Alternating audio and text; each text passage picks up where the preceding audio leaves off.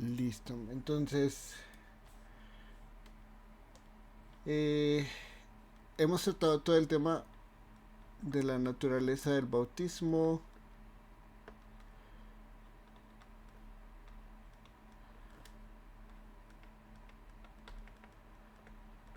Y hablamos de tres factores.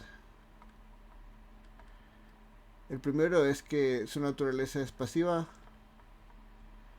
El segundo es que somos bautizados a algo.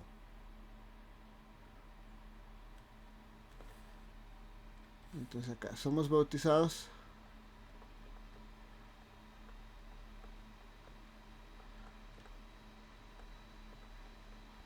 Y acá la pregunta es, ¿a qué somos bautizados?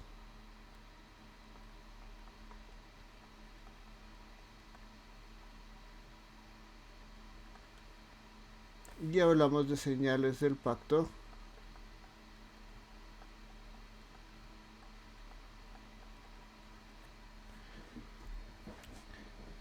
Y básicamente decimos que todo pacto tiene una señal visible que nos muestra una realidad invisible.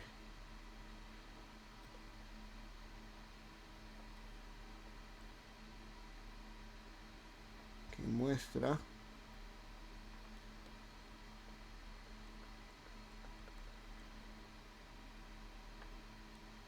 una realidad invisible.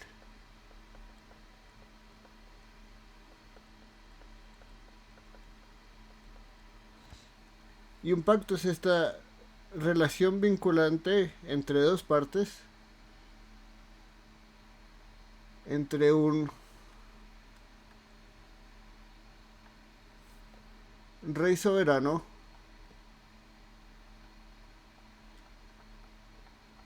que es un rey poderoso y grande, y un rey vasallo que es un líder, podemos decir de cierta forma una figura real, pero más del liderazgo de un clan o de una familia, de un territorio muy pequeño. Entonces, como todo rey, como toda monarquía, un rey que es la imagen y semejanza de su Dios busca expandir sus fronteras para así mostrar su gloria y la gloria del poder de su Dios. A lo largo de eso va a encontrar o gente en el camino o va a conquistar gente en el camino con las que va a hacer un pacto.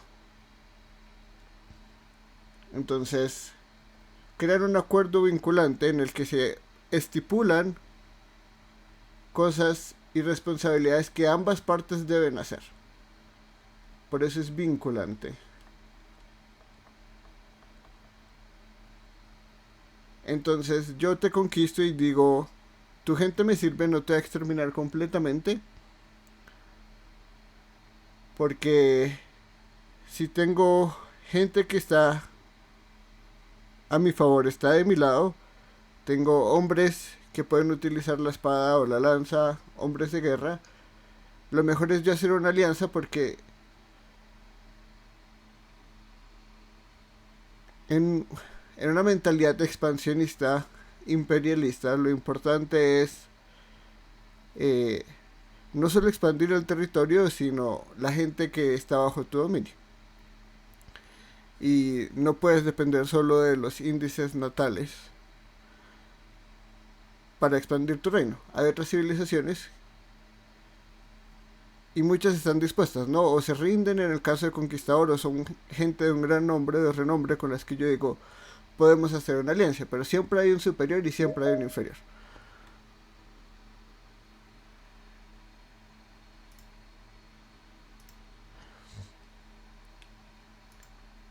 Siempre hay un inferior y siempre hay un superior.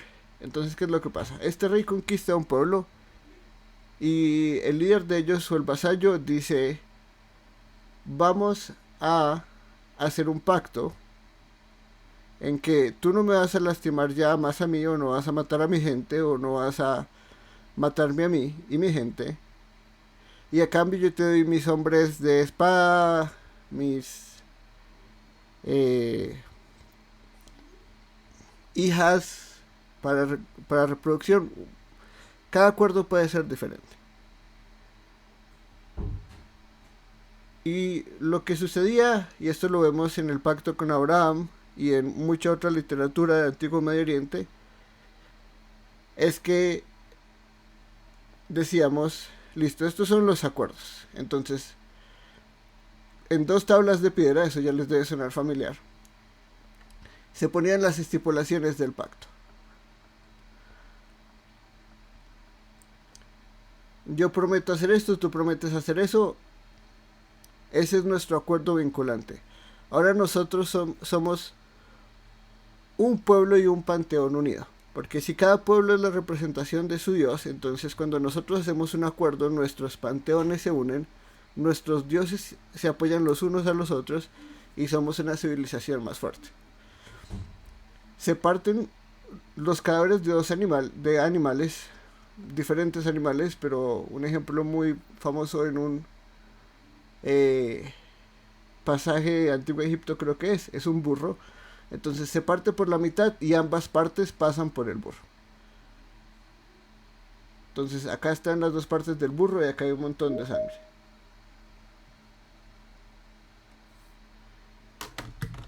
Un momentico.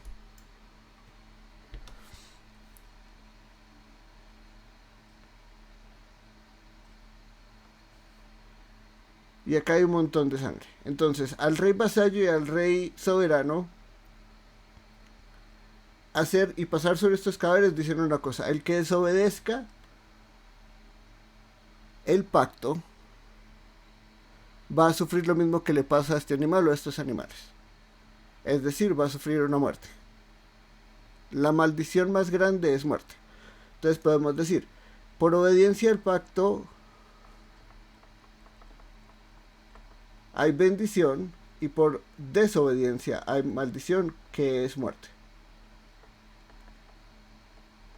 Y como todo el mundo era religioso y todo el mundo tenía su panteón y sus dioses, no podemos decir que había gente atea. El ateísmo en sí mismo es una creencia muy reciente en la historia de la humanidad. Entonces tenemos acá, pongamos en verde bendición, y pongamos acá en rojo maldición.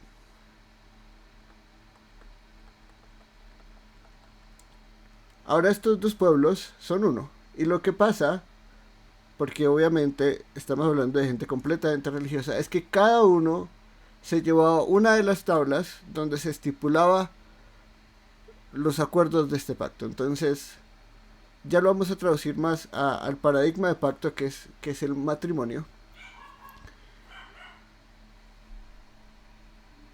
Pero lo que hacían es, cada uno se llevaba una de estas tablas y cada uno lo ponía en su templo. Y el templo, como el templo de Jerusalén y como el tabernáculo, tenía 3 cámaras. Tenía la corte exterior, tenía el lugar santo y tenía el lugar santísimo. En el lugar santísimo, en los templos paganos, en los templos no judíos, y había acá en este lugar, en vez de un arca con las tablas, había una estatua del dios, ya sea Baal, ya sea Dagón, ya sea él, ya sea Asherah y otras deidades paganas. Y lo que hacían es que colocaban esta tabla enfrente de la estatua cuando hacían un pacto. Y si hacía más de pacto, pues había más de una estatua de piedra, una tabla de piedra. Porque ellos creían que esa estatua era habitada por el dios. Entonces el dios estaba viendo constantemente la tabla y las estipulaciones del pacto, y en caso de que hubiera desobediencia, pues el dios actuaría para matar a la parte que incumple el pacto. Así es como funcionaba el pacto, y así es como funciona el pacto en el contexto bíblico de Antiguo Medio Oriente, donde Moisés escribe y donde tenemos que entender las relaciones pactales de esa forma.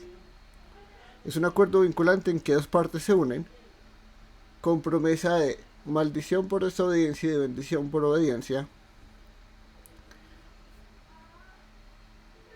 bajo supervisión divina. Podemos decirlo, eso es de forma rasa lo que es un pacto. Ahora, vamos a traducir esto al paradigma de pacto en la Biblia, no solo en el Antiguo Testamento, sino en la Biblia, dice el matrimonio. Génesis 1 es una narración muy general de los eventos creativos de Dios. Nos dice qué pasó cada día y nos dice el hombre y la mujer son hechos a imagen de Dios. Nos dice que todo es bueno y ahí termina la narración. Génesis 2 nos hace un zoom, nos hace una expansión de esa visión general para contarnos aspectos específicos que sucedieron en eso general. Principalmente en Génesis 2 el evento más importante es la creación de la mujer.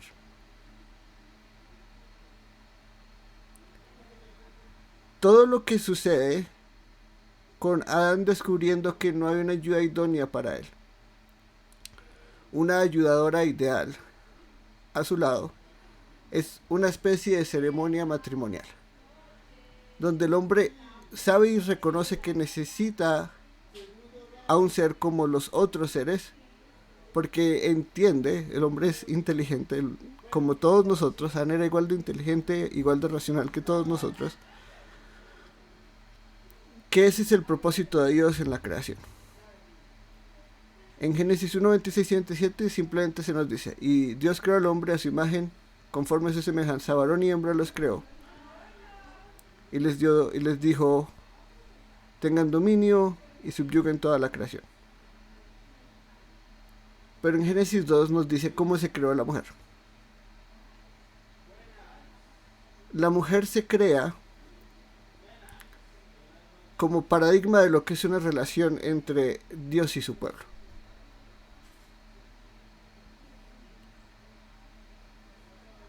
Y el famoso poema de esta es carne de mi carne y sangre de mi sangre, le llamaré varona en inglés, en hebreo.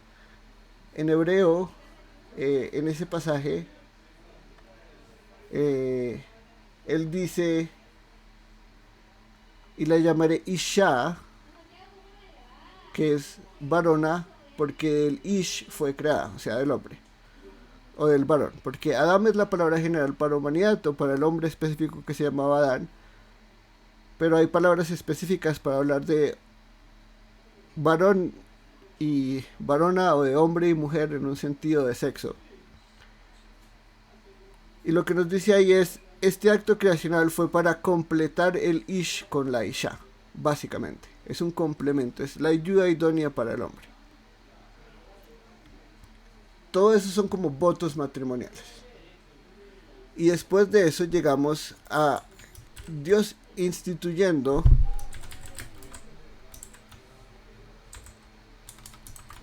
y creando lo que no solo es el matrimonio como una relación amorosa y romántica, sino como una institución pactal entre el hombre y la mujer. Y ellos ahora son uno. Dice Génesis 2:24. Por tanto, es decir, porque la Isha ahora existe, porque la Isha fue creada, fue tomada del hombre. Ahora el hombre dejará a su padre y a su madre y se unirá a su mujer.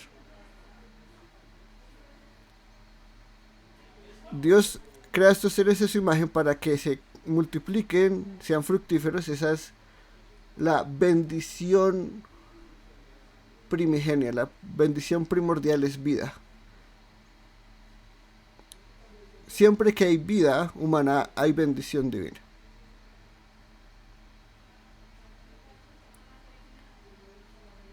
Adán y Eva deben unirse y a través de su unión traer más imagencitas de Dios al mundo, que con el tiempo van a dejar a Adán y Eva, van a unirse a una mujer o a unirse a un hombre y formar una sola carne. Cuando hablamos de una sola carne no estamos hablando de dos mitades que hacen un todo, como muchas veces se cree. No, la media naranja. Entonces yo soy la mitad y tú eres la mitad y juntos hacemos uno. En hebreo hay un género que se llama el género dual. Nosotros tenemos singular y plural. Otros idiomas, incluido el hebreo, tienen un número que se llama el dual, que hace referencia solo a dos objetos, o dos personas, o dos seres. Acá cuando hablamos de uno, está hablando de uno dual, que es loquísimo porque como hablo de uno que son dos, y estamos hablando de dos seres que a través de una unión pactal están entrando en un acuerdo vinculante bajo el cual ambos son uno, a pesar de que son dos. La mujer no es más mujer porque está con el hombre, ni el hombre es más hombre porque está con la mujer. No son mitades que no son lo que deberían ser si no están con la otra persona, sino es una relación pactal. Y eso creo yo es el mayor ataque del matrimonio en nuestra sociedad. No es qué género se casa con qué género, sino qué es el matrimonio. Es simplemente un contrato legal donde ante los ojos del Estado somos una pareja legalmente admitida. No, es una unión que Dios le da al hombre, donde Él invisiblemente hace una relación pactal entre el hombre y la mujer. Y por eso ellos pueden estar desnudos y no se avergüenzan. Desnudos en el sentido en el que están sin pecado, pero también desnudos en el sentido en el que el hombre y la mujer, en el hecho matrimonial, tienen no solo el derecho, sino el deber de estar desnudos el uno con el otro. Ahora, cuando pasamos a entender eso con la naturaleza del bautismo, y en realidad con la naturaleza de todo pacto, vemos que el que casa, que uno no se casa, sino uno es casado. Yo no puedo unirme a una persona. Yo no tengo el poder ni la autoridad para decir tú y yo somos uno. Un pastor no tiene la autoridad para decir tú y ella son uno. Ni un cura, ni el Estado, ni el gobierno, ni mis padres, absolutamente nadie. La única persona que puede, o el único ser, porque son tres personas, pero el único ser que puede unir al hombre y la mujer es Dios. Eso es claro cuando Jesús habla del matrimonio. Dice, lo que Dios ha unido no lo puede separar el hombre. Es Dios el que une. Entonces cuando un hombre y una mujer se comprometen a través de votos matrimoniales y una ceremonia pública ante hombres, a ser una pareja, un matrimonio, Dios los está casando y los está haciendo uno de una forma completamente invisible. Porque esta unión no es algo que ninguna persona pueda ver, pero es una unión que existe.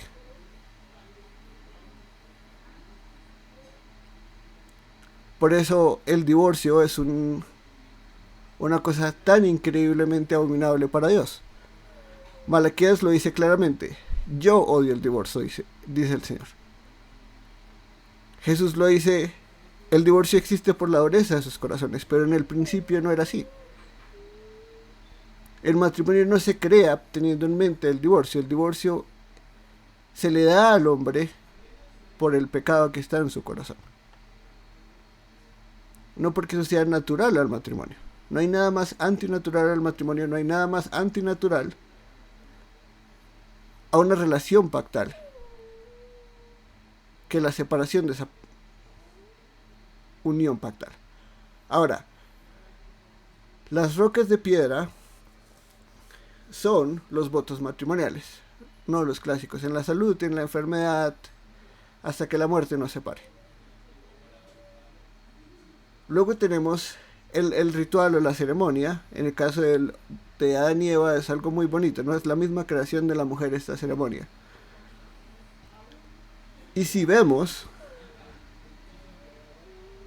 la fidelidad en el matrimonio, que es el diseño original, viene con vida y con obediencia, ¿no? Con la bendición de multiplíquense y sean fructíferos. Con gozo y con felicidad, siendo para Dios, ahora en la era post-cristiana, un reflejo del Evangelio. El hombre siendo y representando el amor sacrificial de Cristo y la mujer representando la sumisión piadosa de la iglesia a su esposo.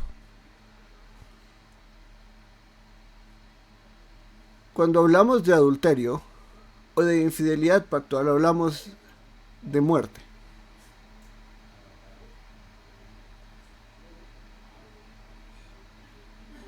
Siempre el resultado del adulterio es muerte. Ese es el paradigma.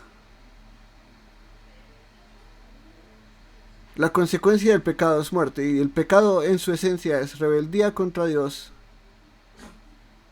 es incumplir un pacto. Ahora, si el matrimonio es el paradigma, ahora tenemos que ver todas las relaciones entre Dios y los hombres, todos los pactos, como relaciones matrimoniales. Y cada desobediencia o incumplimiento de un pacto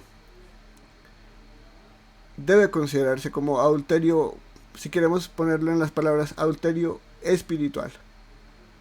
Pero adulterio, y la causa y consecuencia del adulterio siempre es muerte.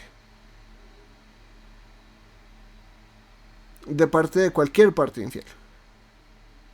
Dios siendo el paradigma del hombre y el esposo fiel. Y nosotros, la humanidad, somos el paradigma, el patrón de lo que es ser una esposa infiel. Toda la historia de la humanidad hasta Jesús es la historia de personas que Dios casa a sí mismo y que solo son un ejemplo de adulterio e infidelidad. Por eso cuando ustedes van a los profetas, tanto mayores como menores, van a ver que Dios define la relación de Él con Israel como un matrimonio, y lo que Israel hace en rebeldía al poner dioses, lugares altos, incluso sacrificar a sus propios hijos, como adulterio. Porque si una relación pactal es este reflejo de un matrimonio, no hay nada más vinculante que un matrimonio. Para los seres humanos no hay nada más vinculante que un matrimonio. A lo largo de la historia. Hoy en día vemos el matrimonio como algo que puedo hacer y dejar cuando yo quiera, porque nuestros corazones son tan duros que cualquier problemita ya pensamos en divorcio. No hay compromiso real, no hay compromiso pactal, no hay amor pactal y fidelidad más allá de sentimientos.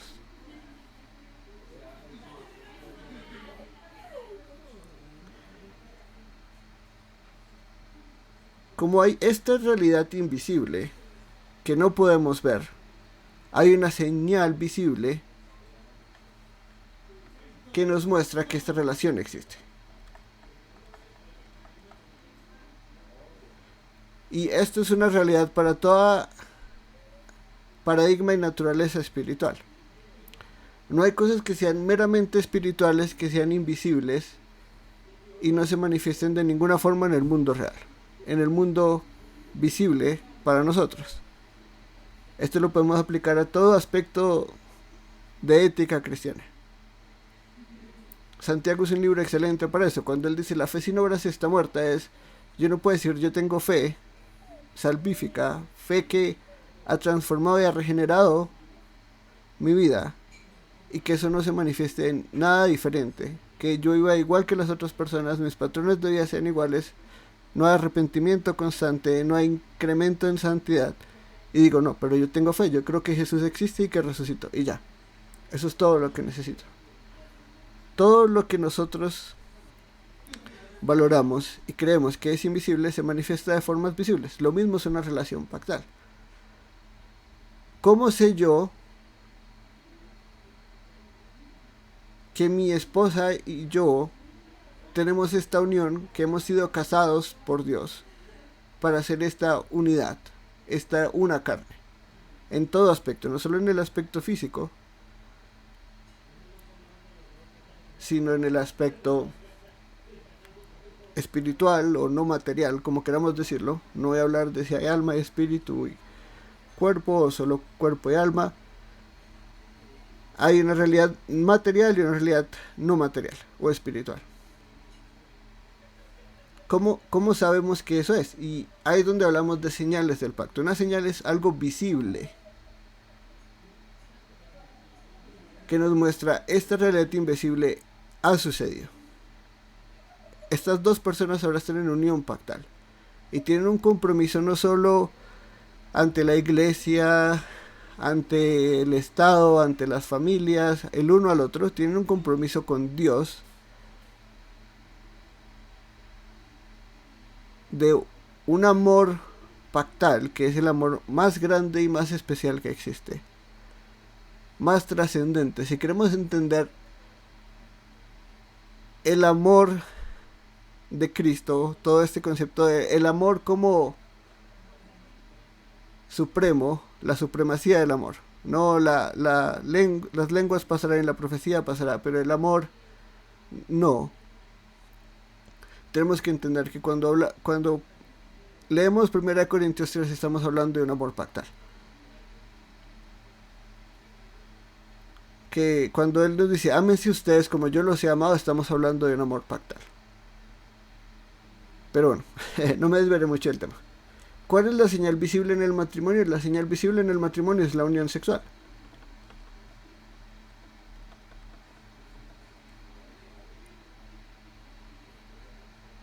Es algo visible que representa esta naturaleza invisible. Primero viene la unión, primero viene el matrimonio y después viene la señal. Y no hay persona, no creo que haya persona en el universo que se case y diga, pero nosotros no nos unimos sexualmente. Porque es antitético, es contrario lo uno al otro. La unión sexual está hecha para el matrimonio. Es una señal visible de que esta realidad sucede. Y tiene sus deleites y sus placeres. Y tiene incluso una bendición que creo yo es secundaria, aunque mucha gente la hace la meta del matrimonio, de la unión sexual en sí, y es la reproducción. Bíblicamente hablando, yo creo que es algo secundario. La unión sexual, como señal del pacto, es lo primordial. No hay persona que se case que no tenga unión sexual. A menos que haya impedimentos biológicos, físicos, que puede suceder. Pero toda persona completica sin alguna enfermedad o trastorno o falta de partes del cuerpo que le impidan funcionar de forma normal, se casa y espera no tener unión sexual. Sería lo más extraño y lo más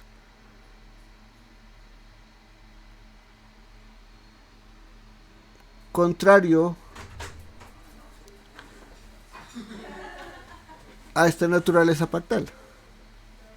Esto no quiere decir que eso es el centro del matrimonio, pero que no hay persona casada que no experimente esta señal visible de que estas personas son unas y pueden disfrutar de este deleite. Por eso cuando entendemos el matrimonio como una unión pactual y entendemos su señal como algo visible, entendemos lo abominable que es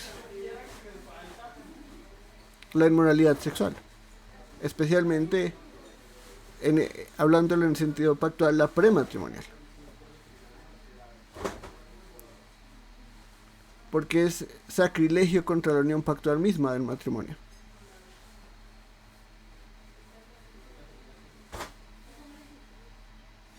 Practicar una señal del pacto cuando no hay una unión pactal, eso es abominable en todo sentido.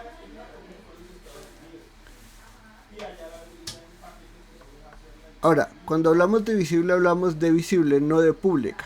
Y esto va a ser importante cuando hablemos del matrimonio. No es pública.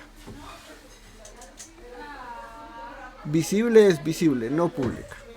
Por eso es la señal del matrimonio, la señal visible, lo que Dios creó como visible para reflejar esta unión, es la unión sexual. No el anillo, no el collar, no lo que sea que en mi cultura utilicemos para decir, uy, estamos casados ante los ojos de las otras personas. Eso no es la señal del pacto, eso es simplemente una forma cultural de expresar que estoy casado. Públicamente, porque definitivamente la unión sexual no es algo público, es extremadamente privado. Pero es visible. Ahora, si aplicamos a eso todos los pactos de los que ya hemos hablado. A ver.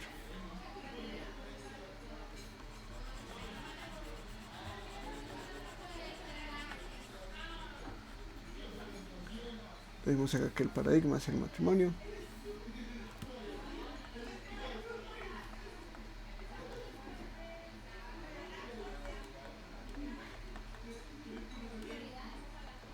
Tenemos el pacto de Dios con Adán o el pacto creacional. Yo lo llamo el pacto adámico o adánico. Y es cuando Dios crea al hombre y a la mujer a su imagen y conforme a su semejanza. Esto es una relación pactual bajo la cual ellos son reyes y sacerdotes y deben cumplir las estipulaciones del pacto y así recibir vida eterna, o desobedecer las condiciones del pacto y así recibir muerte eterna. Esto es lo que llamamos el árbol de la vida, el árbol del conocimiento del bien y del mal, y la instrucción de Dios, que es positiva y que es negativa. Pueden comer de todo árbol menos de uno. Esas son las estipulaciones del pacto. Como ya entendemos el paradigma, estamos diciendo Dios creó al hombre en una relación pactual con él, y por hombre me refiero a la humanidad. Y esta relación entre rey soberano y rey vasallo, o emperador y gobernante, o entre gran presidente del universo y ministros, al mismo tiempo cumple el paradigma del matrimonio. Él es nuestro Dios y nosotros somos su pueblo, nosotros somos su esposa, nosotros somos su preciada procesión. Él es nuestro esposo, Él es nuestro líder, Él es nuestra cabeza, y nosotros debemos obedecerlo en todo. Y así participar de todas las bendiciones, de todo lo que ha creado que es bueno, en este caso de comer todo árbol, tener el matrimonio, tener los placeres de la unión sexual, de la reproducción, expandir las fronteras del Edén, porque el jardín del Edén era un lugar muy pequeñito, hasta que llenara toda la tierra, que es todo el planeta en el que ustedes y yo caminamos hoy en día. Y así recibir la bendición última. Ellos también tenían, Adán en específico, el deber de cuidar y proteger el jardín. Cuando la serpiente llega, su deber como rey y sacerdote es expulsarla. Él no la expulsa, sino peca conscientemente. Eva peca engañada, el hombre peca conscientemente. Vergüenza para los hombres a lo largo de la historia de la humanidad. Pero entonces, ¿qué nos muestra visible? Que Dios tenía en su plan creacional un ser especial con el cual iba a tener una unión pactual. Él no tiene una unión pactual con los animales, ni con el universo, ni con los árboles, sino con el hombre, como corona de su creación. El hombre mismo es una señal visible.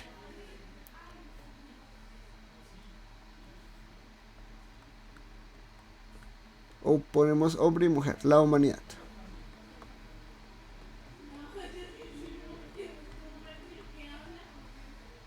Este es un pacto entre todo hombre y toda mujer que existe a lo largo de la historia con Dios. Él, como nuestra cabeza pactual, transgredió los términos del pacto, y todos nosotros, representados en él, pactualmente, no digamos legalmente, pero pactualmente, hemos transgredido ese pacto. Y no solo en él, sino todos los días, porque en vez de ser imagen y semejanza de Dios y reyes y sacerdotes del Dios verdadero, somos reyes y sacerdotes de nuestros propios dioses y de nosotros mismos. Pero es una señal universal, no pública. Quiero que dejemos de ver las señales como públicas, sino como visibles, porque obviamente somos hechos de carne y hueso, somos visibles. Pero todo ser humano está hecho a la imagen y semejanza de Dios,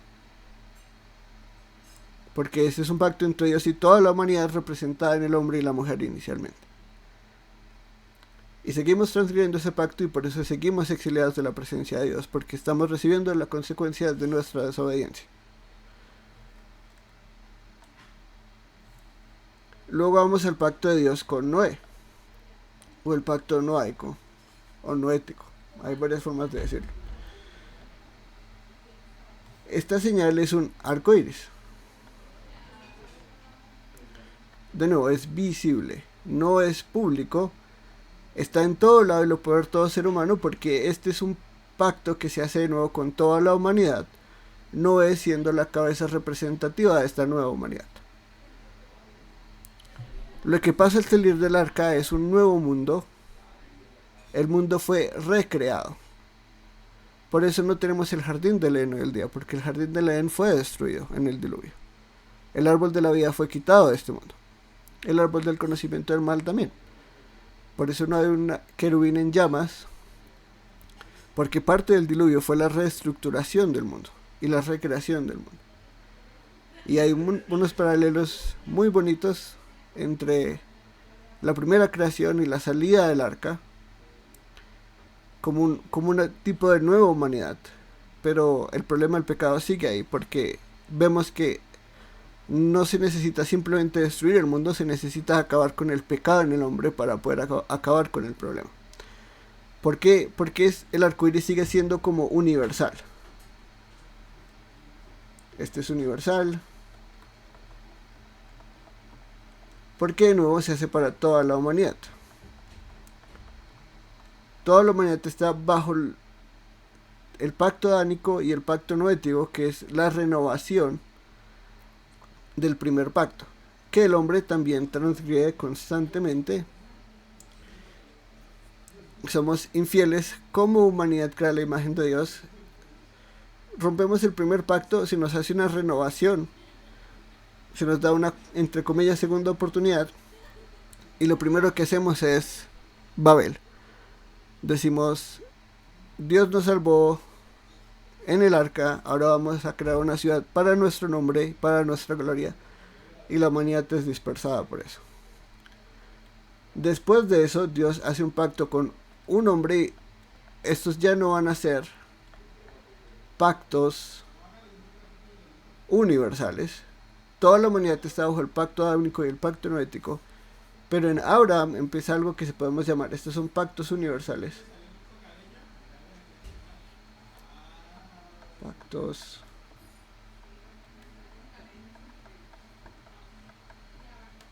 vamos a empezar a llamar lo que llaman pactos especiales o pactos específicos. Y es, ahora el pacto va a ser entre Abraham y su simiente, su descendencia, que tiene 4 aplicaciones, pero no me voy a poner a solo explicar pactos porque nos desviamos del bautismo. ¿Cuál es la señal visible del pacto de Dios con Abraham? La que los judíos aman y por la que pelean a muerte, y es la circuncisión.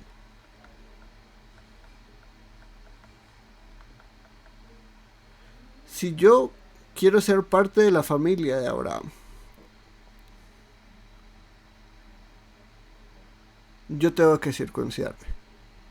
Así de claro es. Si yo no me circuncido, yo soy cortado de la comunidad del pacto. Y ser cortado de la comunidad del pacto es, no soy parte de este matrimonio, cometo adulterio espiritual y debo morir. Porque o soy parte de la familia de Abraham y soy circuncidado,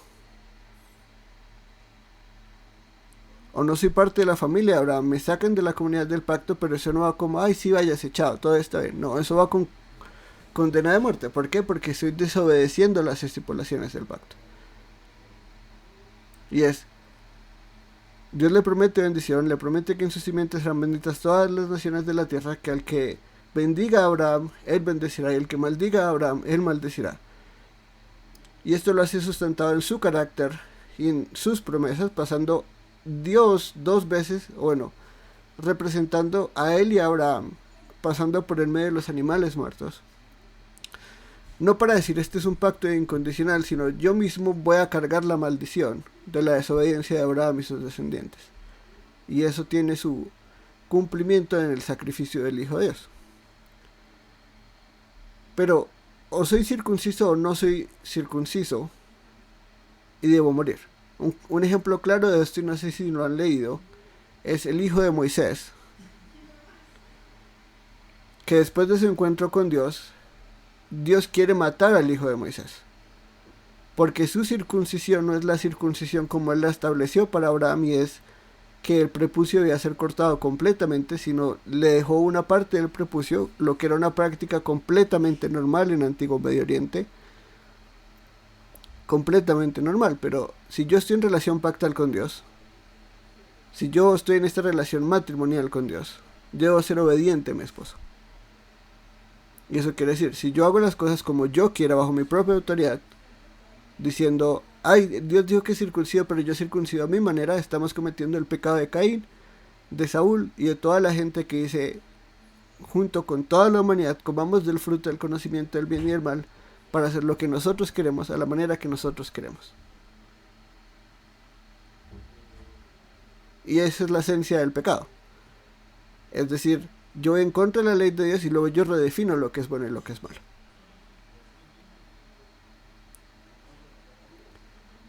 Queremos adorar a Dios, adoramos a Dios como Dios dice que lo adoramos. No como yo digo, ay no, pero es que yo adoro a Dios como yo quiero. Eso es volver al jardín y eso es volver a comer del árbol. Nosotros no determinamos cómo Dios es adorado, Dios determina cómo Dios es adorado. Él es el esposo, Él es la cabeza, Él es el líder. Y Él es el esposo fiel. Y todo lo hace en amor y todo lo hace para nuestro bien. Nuestros esposos terrenales y nuestras esposas terrenales son imperfectos y hacemos más por ellos que por Dios. La circuncisión es vital si yo quiero ser parte de la familia de Abraham.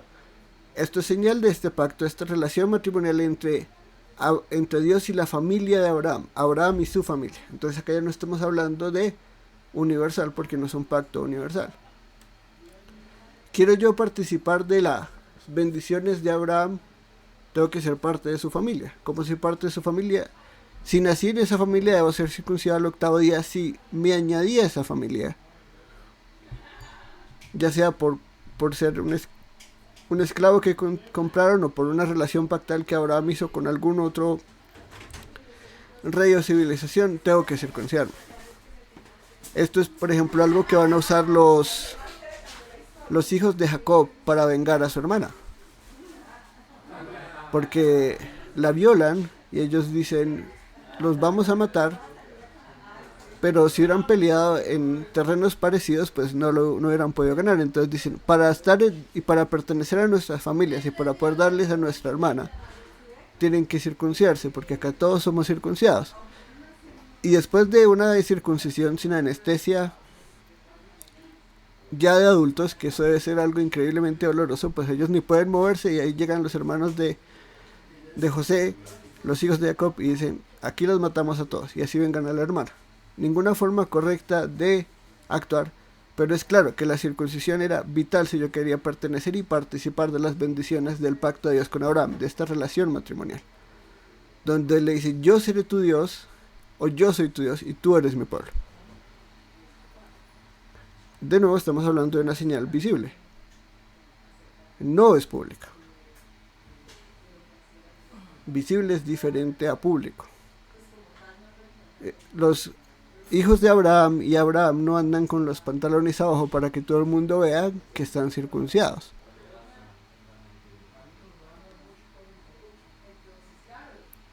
Pero ellos saben que están circuncidados. Y toda persona que no esté circuncidada entre ellos, porque obviamente Dios está pendiente ahí, como en el caso de Moisés, y eso es algo que ellos serán muy estrictos con. Incluso cuando lo vemos y lo vamos a ver en la era de la iglesia, esta fue una de las grandes divisiones y de los grandes problemas de los gentiles llegando a ser parte de la iglesia. ¿Deben ser circuncidados o no deben ser circuncidados? Pablo nos va a enseñar claramente que la circuncisión que importa es la espiritual, no necesariamente la física, pero eso es porque ya estamos a este lado de la cruz y ya el cumplimiento de todo se hizo. Pero Jesús era circuncidado, Él cumplió todos los pactos, Él fue circuncidado al 8º día como mandaba la ley. Nosotros no tenemos que hacerlo y gloria a Dios para nosotros los hombres. Las mujeres sí, gloria a Dios, nunca tuvieron que circuncidarse. Solo eran sus esposos, sus padres los que debían circuncidarse y ellos como cabezas representativas mantenían a las mujeres dentro de la comunidad pactual. Pero entonces ya estamos viendo que no es necesariamente pública El adánico y el noético sí, porque son pactos universales entre Dios y toda la humanidad. Pero acá ya estamos hablando entre Dios y un pueblo. Y acá es donde empezamos a ver el matrimonio de forma mucho más clara. Y deberíamos empezar a entender relaciones pactuales como un matrimonio. Porque mucha gente habla de que somos hijos de Dios porque Dios nos creó como de una forma especial. Y aunque eso tiene que ver con el pacto adánico, nuestra relación pactual no es más que padre e hijo, es esposo esposa. Lo mismo con Abraham. Ahora, cuando vamos al siguiente pacto, que es el antiguo pacto,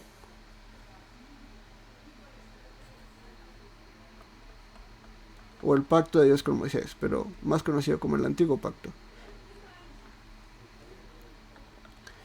tenemos el día de reposo o el Sabbat,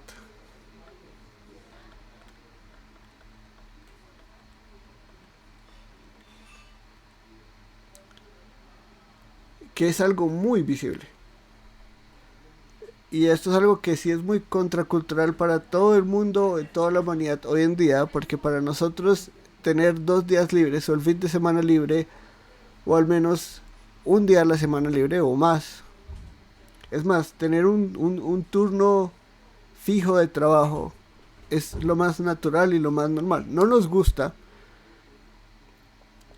nos quejamos y nos quejamos que nos quiten horas y que nos quiten horas, que no somos tan productivos y bueno, toda la teoría laboral.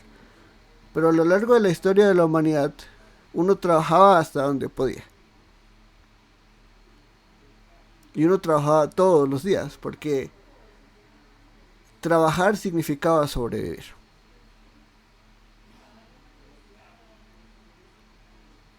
No había como, ay, es que hoy no trabajo, ya he trabajado 5 días seguidos, o 6 días seguidos, o 10 días seguidos. Eso no existía, eso no es parte y no era parte de la mentalidad humana, porque teníamos muy poco nivel de productividad. Si yo no siembro hoy, si yo perdí un día de siembra, pierdo un día de productividad, de cosas que puedo hacer.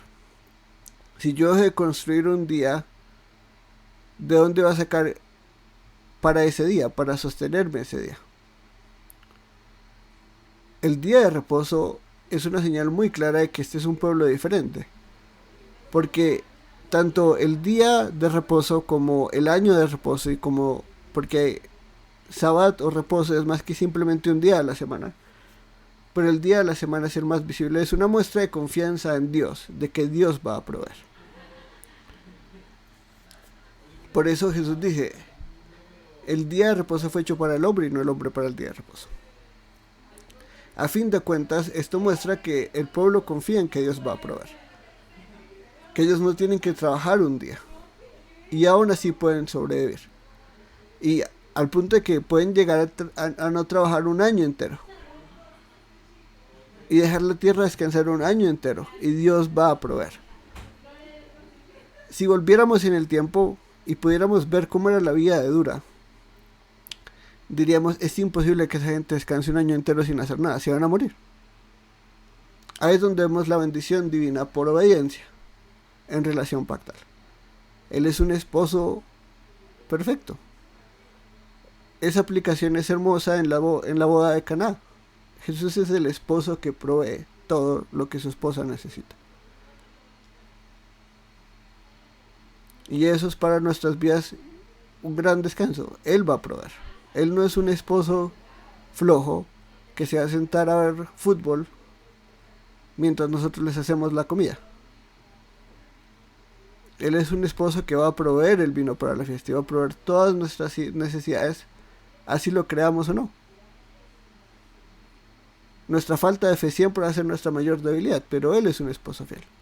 Y cuando empecemos a entender eso, vamos a dejar de preocuparnos por la plata y por los afanes del mundo y vamos a concentrarnos en que si soy fiel a Dios y si me concentro más en obedecer a Dios y en ser un buen esposo, en ser un buen padre, en ser un buen miembro de la iglesia, Él va a proveer. Que es más importante sacrificar tiempo de mi trabajo y ganar menos, pero estar más tiempo con mi esposa y amarla más y participar más en la iglesia y estar más para mis hijos, Por eso dicen, busquen el reino de Dios y su justicia y todo lo demás vendrá. Si yo empiezo al revés y vengo todo lo demás, tengo que tenerlo ya y el reino de Dios después.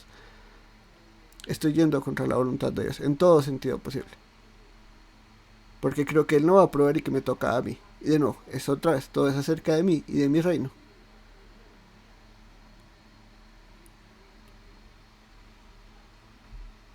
Hay gente hoy en día que cree que deberíamos practicar el sabbat, que el domingo es el sabbat. Yo no soy sabatario. Yo creo que Pablo es muy claro en eso. Algunos guardan un día como especial, otros no. Ya sea que uno lo haga o que no lo haga, que lo haga para la gloria de Dios, eso es lo importante.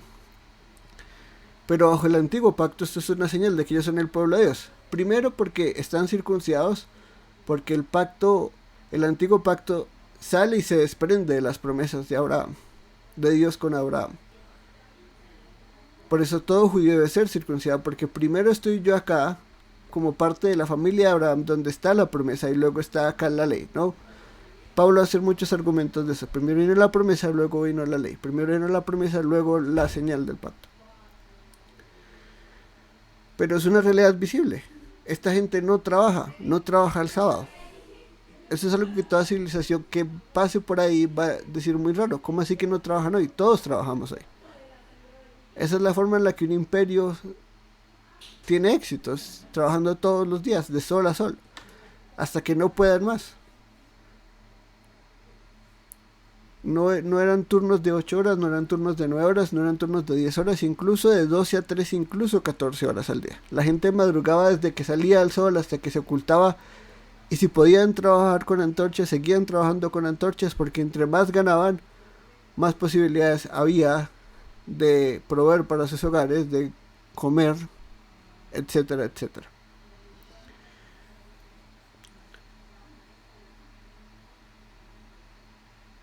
Luego pasamos al pacto de Dios con David.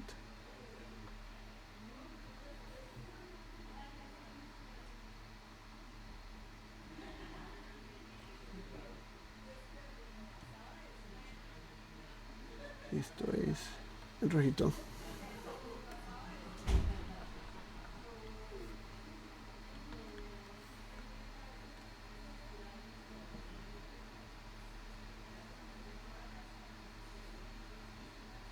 Y hablamos de que la señal visible de estas promesas de un hijo de David que va a sentarse en el trono para siempre es un trono.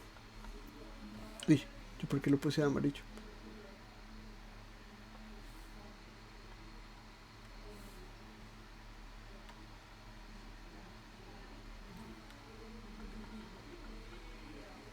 El famoso trono de David.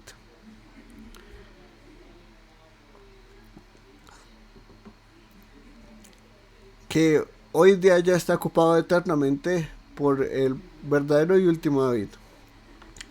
Pero que era una señal completamente visible de que Dios había hecho estas promesas a David, y que si David y sus descendientes eran obedientes a estas estipulaciones que están en Deuteronomio 17 de cómo debía regirse un rey.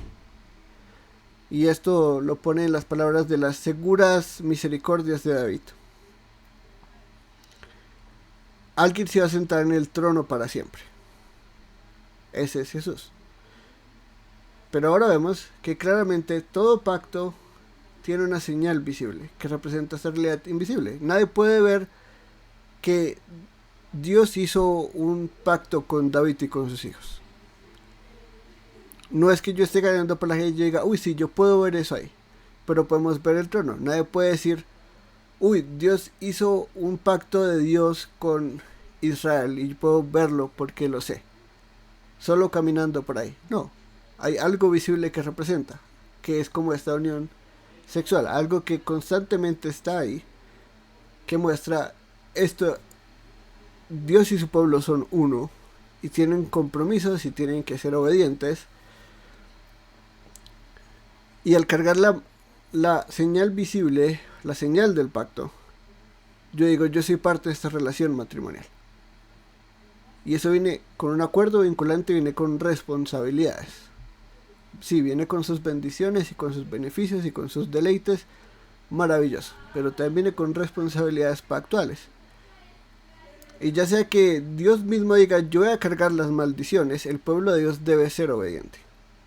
Por eso no podemos hablar de pactos incondicionales. Yo no creo que esa cosa exista en la Biblia. Todo pacto es condicional e incondicional. Condicional porque ambas partes deben cumplir los acuerdos para poder recibir los beneficios, las bendiciones, las promesas. Pero incondicional porque estamos hablando del Gesed, que es lo que les he dicho, es el amor pactal de Dios. Y el amor pactal de Dios es fiel incluso cuando hay infidelidad. Por eso podemos decir que es incondicional, porque Él es un esposo fiel. Él es el esposo que es como Oseas, que así su esposa sea una prostituta, lo engañe, lo engañe, lo engañe. Él, basado en su gran nombre y en su gran carácter, sigue siendo fiel a su esposa, a su pueblo. Pero hasta que no haya obediencia pactal de parte de la parte humana, los pactos nunca se van a cumplir. Las bendiciones últimas que se prometen no van a llegar. Por eso cuando leemos la Biblia y llegamos hasta acá decimos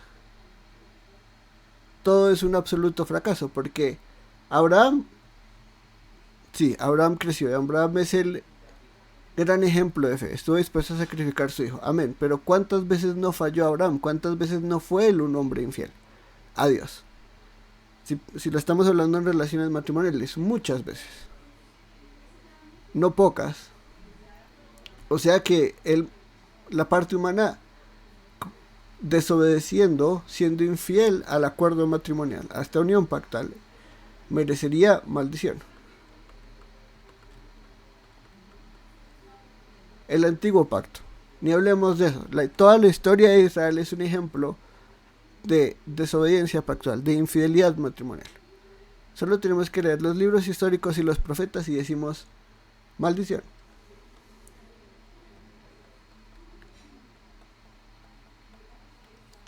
David, los hijos de David, ¿hubo hijos fieles? Un par, algunos, la mayoría de sus hijos fueron infieles, incluyendo Salomón.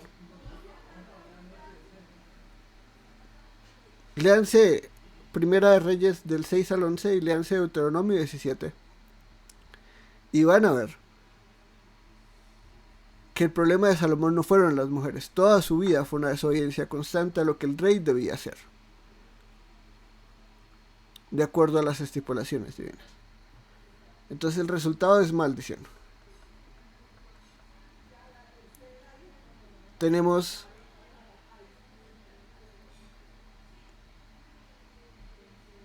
unas realidades pactales, un compromiso pactal que debemos cumplir, que constantemente vemos que somos incapaces de cumplir y que somos merecedores de maldición. Y aquí es donde empezamos a entender la obra de Cristo.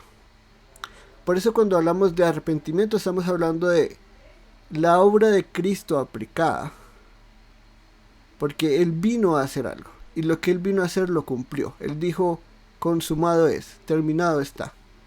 No está en veremos, sino está hecho. Lo que Él vino a hacer lo cumplió y lo que Él vino a hacer se va a cumplir a lo largo de la historia, porque ya consumado es. Y creo que no hay pasaje que lo diga de forma más bonita que este pasaje.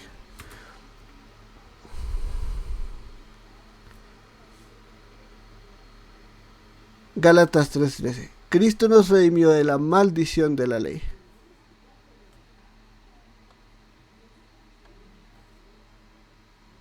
Maldición, maldición, maldición. Somos merecedores de maldición por ser infieles. Esposas infieles, adúlteras, que se prostituyen a cualquier deleite. Como le dices, sí es Luis, nosotros no somos personas, nuestro problema no es, vale, la cita, esperen la busco, un momentico.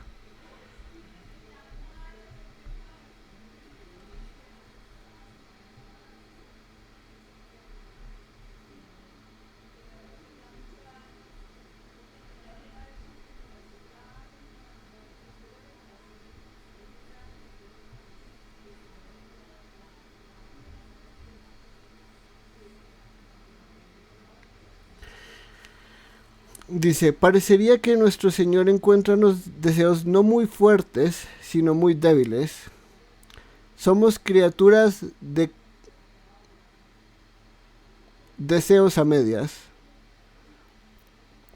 revolcándonos con bebida y con sexo y ambición cuando gozo infinito se nos ofrece.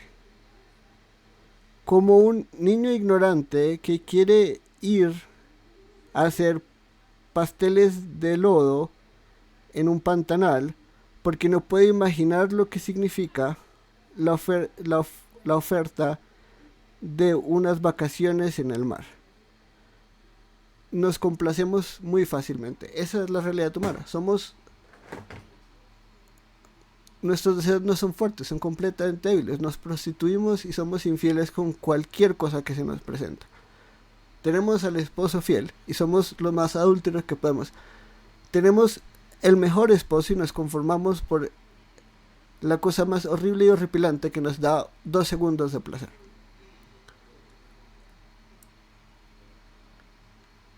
Cristo nos redimió, nos compró de la maldición de la ley.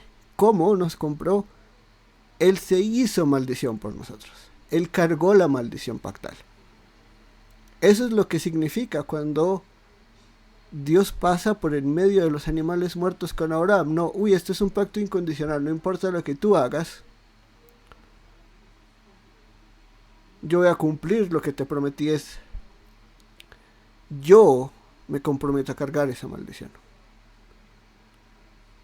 Y ese es Jesús en la cruz. Jesús en la cruz está cargando con la infidelidad de Abraham y su familia, la infidelidad del pueblo de Israel y sus hijos, con la infidelidad de David y sus hijos.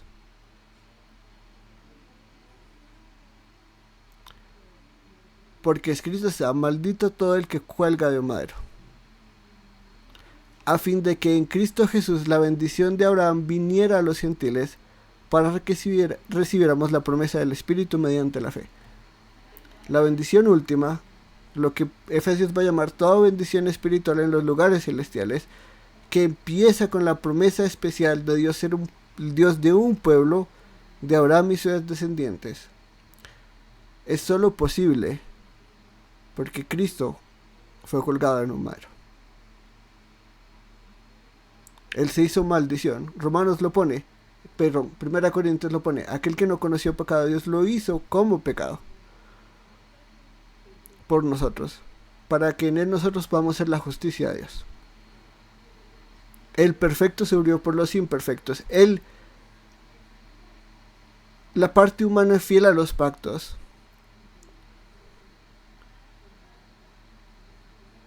Tuvo que pagar por la infidelidad y el adulterio de todos nosotros los infieles. Y así recibimos la promesa del Espíritu, y así recibimos todas las bendiciones que son prometidas al pueblo fiel de Dios. Y eso somos nosotros. El Espíritu Santo es la promesa última de la que somos parte, y eso es un gran privilegio. Que el Espíritu nos habite significa que Jesús completó su obra. Que el Espíritu Santo nos habite significa que el fin de los tiempos ha llegado, la resurrección ha llegado. En parte, resurrección espiritual, ya llegará la resurrección física. La obra redentora de Dios se ha cumplido en Jesús. El fin de los tiempos ha llegado. Todos estos pactos los cargó un hombre por nosotros, para nosotros en unión a él poder participar de las bendiciones. Por eso él dice: yo soy la vid, yo soy la comunidad del nuevo pacto, yo soy el verdadero Israel. Todo el que habita en mí da fruto, da más fruto, y todo el que habita en mí no da fruto es sacado, ¿no? Excomunión. Pero bueno, no nos vamos a poner a hablar de iglesia todavía. El punto es que hay consecuencias por desobedecer un matrimonio. Hay consecuencias por ser adúltero, y es muerte. Y vemos la fidelidad pactal de Dios en que alguien murió por nosotros y no tuvimos que morir nosotros. Aunque mucha gente en el antiguo pacto tuvo que morir. Vemos que la tierra se abre. Vemos que levitas tuvieron que matar a su propia familia. Vemos que Fineas tuvo que atravesar a una mujer y un hombre con una lanza. Vemos mucha muerte por desobediencia pactal. Leemos Levítico y dijimos, uy, qué vida tan terrible. Eso es lo que es ser infiel a Dios. Esa es la consecuencia de ser infiel a Dios. Eso fue lo que Jesús pagó por nosotros. Eso fue lo que Jesús cargó en la cruz por nosotros. Eso no es para que nosotros vivamos como queramos y como se nos da la gana. Porque nosotros seguimos mereciendo todo eso.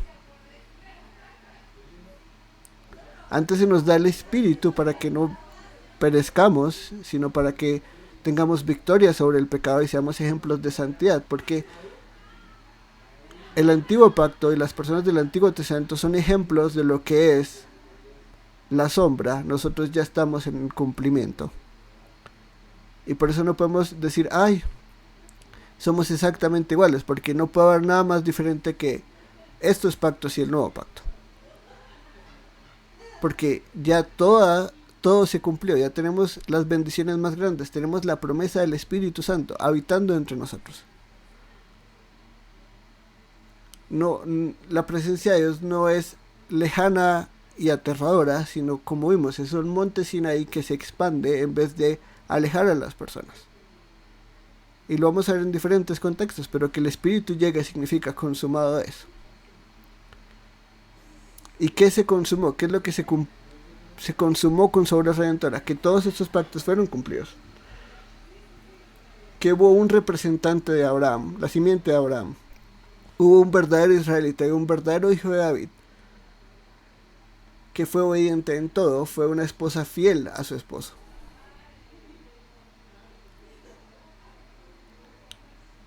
Y por eso él dice, yo no vine a abolir la ley, sino a cumplirla. Cuando él cumple todo, le dice a sus discípulos, esta es la sangre de mi nuevo pacto que es derramada por ustedes.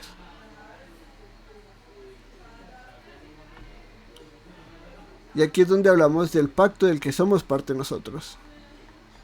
Y de la comunidad que somos parte nosotros. Y no es de una relación personal con Dios. Eso ya lo he dicho, pero lo seguiré diciendo hasta que se nos grabe en la cabeza y en el corazón. Nosotros somos parte de una comunidad.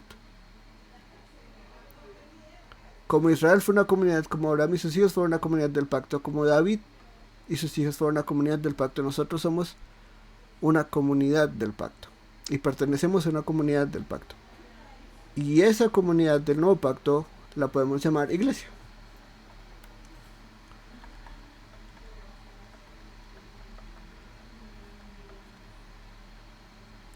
Pero sigue siendo una comunidad del nuevo pacto y sigue habiendo una responsabilidad pactal de nosotros a Jesús. Y de nosotros a Dios. Porque nosotros somos miembros del nuevo pacto como ramas en la vid, como ramas en el olivo, si queremos utilizar dos ejemplos diferentes. Uno es Romanos 11 y el otro es Juan 15, diciendo Jesús es el olivo, Jesús es la vid verdadera, el verdadero Israel, y nosotros somos unidos a él. Pero claramente dice en Juan 15, el que no da fruto es cortado. No puede decir, yo voy a la iglesia, me hice miembro de una iglesia, entonces ya mi salvación está garantizada. No, tiene que haber fruto. Y el fruto es santidad. El fruto no es cuánta gente yo llevo a la iglesia y cuánta gente yo convierto. Eso no es fruto. Fruto es santidad. Porque si Dios nos ha dado su Espíritu Santo para santificarnos, nuestra vida debería ser santidad. Pablo lo dice en Timoteo, no nos dio un espíritu de temor, de timidez, de miedo, sino un espíritu de poder, de amor y de dominio propio. El Espíritu Santo es vital para la vida cristiana. Además, sin el Espíritu Santo no habría cristianos. Y deberíamos preocuparnos menos por cuántos dones del Espíritu tenemos, sino más cuánto vencemos el Espíritu por el pecado, por el Espíritu al pecado. Cuánto crecemos en santidad, cuánto crecemos en amor, cuánto crecemos en el fruto del Espíritu. Y todo eso va relacionado a amor pactal. Pero entonces, llegamos a una comunidad del nuevo pacto, en donde todo esto ya se cumplió por Jesús, y Jesús ya está en una relación pactual y permanente, por eso ya no volvemos al sistema sacrificial. Hebreos es claro con eso, ya tenemos el sacrificio último por el pecado, no tenemos que volver a los sacrificios. Por eso es que ya no tenemos que volver a la circuncisión, porque Él ya cumplió con la circuncisión. Y ahora la circuncisión, que es la verdadera, que es la espiritual, que es la de nuestros corazones, que con un bisturí celestial Dios ha abierto nuestros corazones de roca y los ha hecho corazones de carne. La promesa del Espíritu, las promesas de Ezequiel, las promesas de Isaías, las promesas de Jeremías del Nuevo Pacto, todas estas son las promesas de realidades espirituales, de realidades invisibles que se cumplen en Jesús. Y cuando nosotros por fe creemos en Jesús y nos arrepentimos, y ahora vivimos bajo la ley de Cristo, bajo su instrucción, bajo su carácter, que es moral, es ético y es real, y está en el Nuevo Testamento y en el Antiguo Testamento, una ley moral eterna e incambiable.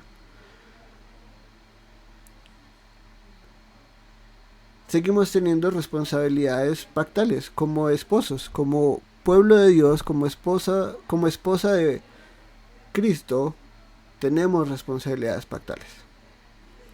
Dios no nos salvó para simplemente tener una relación personal y dar lo mejor de nosotros y ser mejor yo cada día y amar y ya. Dios nos salvó y nos puso en una comunidad del pacto. Empezamos por ahí. Y vamos a hablar solo de eso porque vamos a seguir el libro de Hechos. Pero acá vamos a responder las dos preguntas. Bueno, la pregunta más importante es: ¿a qué somos bautizados? ¿A qué somos pasivamente incluidos en cuando hablamos del bautismo? Y es a la comunidad del nuevo pacto.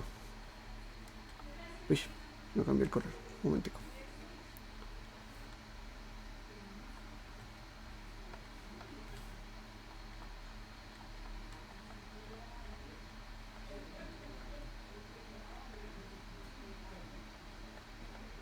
Y acá es donde nos empezamos a desprender de esta concepción anabautista, personal y testimonial del matrimonio. Del bautismo, perdón. Porque si el nuevo pacto es una relación pactal, que es en paradigma una relación matrimonial, yo ahora soy parte de la esposa de Cristo. Uno, es importante entender que yo no estoy solo y que esto no es entre Dios y yo, y que esto no es mi decisión y que yo no me bautizo, sino yo soy bautizado. Así como yo no me caso, yo soy casado por Dios. Por fe Dios me incluye en esta comunidad, Él me bautiza a esta comunidad. Y acá lo tenemos claro en el libro de Hechos. Acá yo no tengo que pasar un curso para ser bautizado. Pero lo dice de forma muy clara: arrepiéntanse y sean bautizados.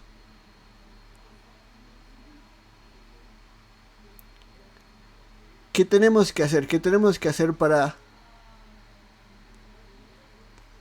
salir de nuestra rebeldía de matar al Hijo de Dios? Esto en este contexto, ellos, no todos los judíos mataron a Jesús, pero estos judíos sí.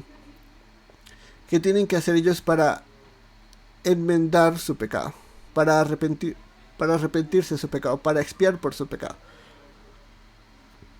Pues absolutamente nada, porque Dios ya lo hizo todo en Jesús. Pero si hay una cosa que tenemos que hacer que no nos salva, el arrepentimiento no nos salva, es la obra de Jesús que nos salva, que Él ya realizó, y yo no tuve parte en eso, yo no participé en eso, y ahora Él la aplica a todos los que se arrepienten y son bautizados. Es decir, cuando hablamos de bautismo, estamos hablando de la señal del pacto, estamos hablando de lo que es la circuncisión, de lo que es el sabbat, el día de reposo, de lo que es el trono, de lo que es el hombre y mujer, la imagen de Dios, de lo que es el arco iris para esta nueva humanidad en Adán, en Noé, perdón. Estamos hablando de la unión sexual.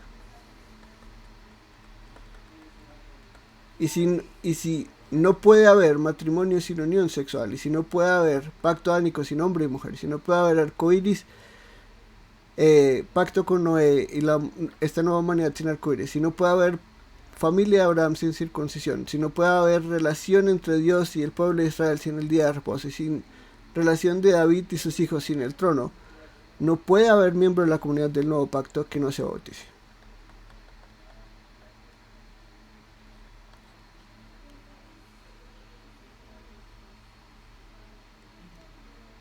Porque el bautismo es la señal del nuevo pacto.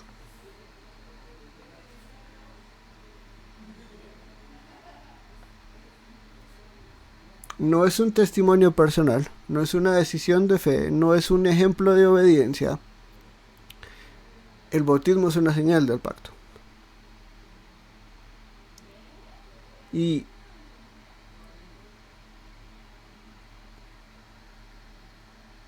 esto no significa que yo tengo que ser bautizado para ser salvo.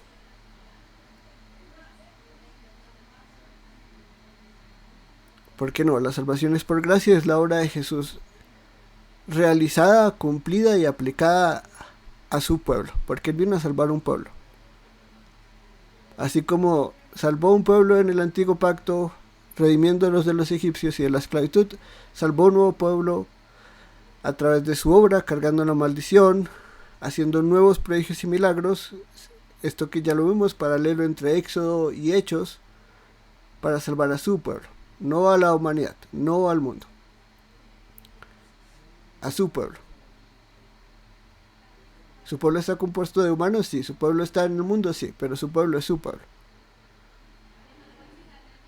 Y su pueblo es su esposa. Ahora, si yo he sido o me arrepiento, o he sido salvado y me arrepiento, he sido regenerado por el Espíritu Santo, ¿es el bautismo opcional? No. El bautismo no es opcional. El bautismo no es hasta que yo estoy seguro. El bautismo no es hasta que yo examine mis creencias para ver si creo o no creo. Si yo ya he sido casado a Jesús, si yo ya tengo esta realidad invisible, es como yo decirle a mi esposa, tuvimos esta ceremonia, fue maravilloso, bueno, a dormir, tú en tu camita, yo en mi camita. Y orémoslo y pensémoslo y meditémoslo y vemos a ver si después de un tiempo tomamos la decisión de dormir juntos. Eso sería en mi mente lo más loco del universo. Le dije que sí quería casarme con él. Tuvimos una ceremonia pública, pero ahora que estamos en privado y podemos participar de los gloriosos placeres de la unión pactual, digo, no, voy a pensarlo, voy a meditarlo. Esto es una decisión muy grande, muy importante, de dar un testimonio público. Nada que ver, porque no es una señal pública, es una señal visible. Si yo soy bautizado a una comunidad, entonces yo tengo que ser bautizado. Ahora, ¿el bautismo salva? No. Sí dice, arrepiéntanse y sean bautizados, un gendiadis, que es una unión de dos conceptos, para hablar de lo que es unión pactual con Dios. Es decir, tienen que cambiar de su antigua forma de vivir, no solo de pensar, porque mucha gente habla de arrepentimiento, es cambiar nuestra forma de pensar. Y no, es cambiar nuestra forma de vivir, es dejar de obedecer al pecado, a mis pasiones, a mi propio reino y someterme a la autoridad de Jesús como Señor de mi vida.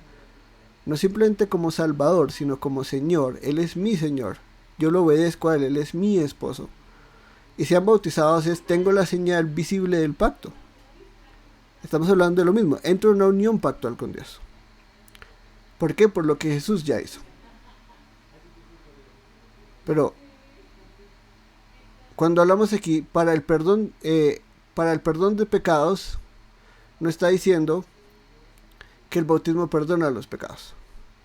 Pero sí que cada miembro del antiguo pacto, como cada miembro de la familia de Abraham debe ser circuncidado, como cada miembro del antiguo pacto debe guardar el sábado, como cada pareja matrimonial debe vivir en unión sexual. Al punto que Pablo mismo va a decir en 1 Corintios 7, no pueden dejar de estar en unión sexual, a menos que sea por un tiempo muy específico y para orar. La unión sexual es vital para el matrimonio. Ay, sí, cuando uno envejece todo cambia, es verdad, pero uno no se casa a los 90 años. La excepción no hace la regla, sí, con el tiempo las cosas van cambiando. Pero eso no anula la señal visible del pacto, porque no estamos hablando de 90 años para bautizarme. Es este conjunto de cosas, si yo me arrepiento, si yo ya tengo esta unión invisible con Dios, que es el arrepentimiento, y ahora participo de esta señal visible, mis pecados, o los pecados, porque creo que algo que hace mucha de la gente cuando habla del bautismo es decir, tengo que empezar a aplicar esto a mi vida personal, perdón. Y es decir, Jesús murió por mí. Jesús murió por mí, Jesús me perdona mis pecados, Jesús... Y he visto muchos ejemplos donde la gente dice, pero aplica esto a ti, a tu vida personal. Él es mi Señor. Cuando hablamos de Jesús y cuando vayan a pasajes de la Biblia van a encontrar siempre la segunda persona plural, que es nosotros. Él murió por nosotros. Él cargó la maldición de la ley por nosotros. No por mí, por nosotros. Porque estamos hablando de comunidad, porque así pensaban los autores del Nuevo Testamento. Nosotros post reforma hemos hecho mucho esto. El centro soy yo. ¿Qué hizo Dios por mí? Mi relación personal con Dios. Mi decisión. Mi. Yo. Pero la Biblia no habla en mí y yo. La Biblia habla en nosotros. Y en casos incluso un poco más particulares podemos decir habla de el mundo. Pero nunca habla de mí. Habla de nosotros o habla de mundo. Obviamente no habla de todo el mundo porque nadie es universalista, nadie cree que todos son salvos, entonces mundo tiene que significar algo particular en sus contextos. No nos vamos a desviar de ahí. Pero el conjunto de casarme con Dios y de participar de la señal visible de que ahora soy parte de esta comunidad del pacto viene con perdón de pecados y con recibir el don del Espíritu Santo. Que lo vimos en Gálatas y lo van a ver. Busquen en la Biblia la promesa del Espíritu Santo como el cumplimiento de las promesas de Dios en todos los pactos anteriores y van a decir, wow, el Espíritu Santo es la cosa más maravillosa del mundo. Hablar en lenguas es lo menos importante del mundo. Si yo tengo el Espíritu, yo puedo decirle no al pecado. ¿Qué ser humano puede hacer eso? Solo personas que son habitadas por el Espíritu Santo. Yo puedo decirle no al pecado y puedo decirle sí a obedecer a Dios con gozo. Esa es la obra del Espíritu Santo. Soy casado a Dios y practico el bautismo, lo que significa que esto no es acerca de mi testimonio personal.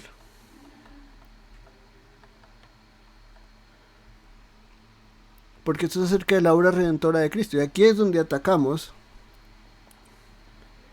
el bautismo testimonial y es tengo que dar mi testimonio público de fe. Entonces llame a la familia, a los amigos y a toda persona que pueda, invítelos y diga yo decido ser cristiano y tengo un testimonio que lo prueba. Yo decidí seguir a Cristo. Lo que digo puede ser porque sí nos arrepentimos y sí tomamos una decisión de seguir a Jesús, pero yo creo que eso es parte de la obra redentora de Jesús que Él ya cumplió y que simplemente es la aplicación en la que yo hago parte, pero Él me da todo para poder yo creer, etc. Pero no puede ser acerca de esto, porque yo no puedo decir que la unión sexual es un testimonio público de mi unión con mi esposa. Lo mismo que la circuncisión.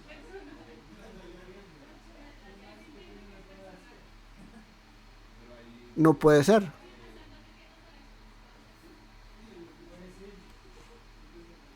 Porque sería extremadamente raro. No conozco a una persona en su sano juicio que diría, sí, yo quiero hacer un testimonio público de mi unión con mi esposa. Hubo épocas en las que se hacía eso. No me acuerdo quién era, pero como miembro de la familia tenía que atestiguar que eso sí había sucedido y ponían la cortina ensangrentada para decir que había pasado. Bueno, cosas en la humanidad raras han habido. Pero visible no significa público y mucho menos significa testimonial. Porque el testimonio es qué hice yo, cuál es mi historia, qué es lo importante. Estamos acá en el libro de Hechos y él les dice, ustedes tienen que cumplir dos cosas y son dos imperativos, arrepentirse y ser bautizados. Cada uno, cada persona debe ser bautizada. A diferencia de la circuncisión que era solo para los hombres, el bautismo sí es para todos, hombres o mujeres. Yo quiero participar, yo quiero entrar a la comunidad del nuevo pacto, yo quiero ser un injerto en la vid que es Jesús, quiero ser un injerto en el olivo que es el pueblo de Dios. Podemos llamarlo el verdadero Israel, si queremos ponerlo de esa forma. Siendo Jesús y nosotros en unión a Él, quiero yo participar de las bendiciones que vienen de Él. Él es el tronco, Él es la raíz, en Él está la vida, en Él está el sustento. Por eso decimos, fuera de Él nada podemos hacer. Fuera de la comunidad del nuevo pacto, nosotros estamos lejos de las promesas de Dios, somos extranjeros. Eso es Efesios. O estoy dentro o estoy fuera. Ahora, esto lo ha usado la Iglesia Católica y personas como Agustín para justificar una eclesiología demasiado alta. Y es decir, la Iglesia es la que salva y el pertenecer a la Iglesia es la que salva. Por eso ellos creen, por ejemplo, bueno, no solo los católicos, los ortodoxos orientales también, en la regeneración bautismal. Porque como la iglesia es la fuente de salvación y de vida, al ser bautizados son bautizados a esa comunidad del pacto, que yo creo que es una sinagoga de Satanás, pero hablaremos de eso en otra ocasión. Bueno, el próximo sábado, viernes, perdón, ya estoy todo perdido. De cuál es un bautismo válido y cuál no es un bautismo válido, pero no es un bautismo testimonial, esto no es acerca de mi testimonio.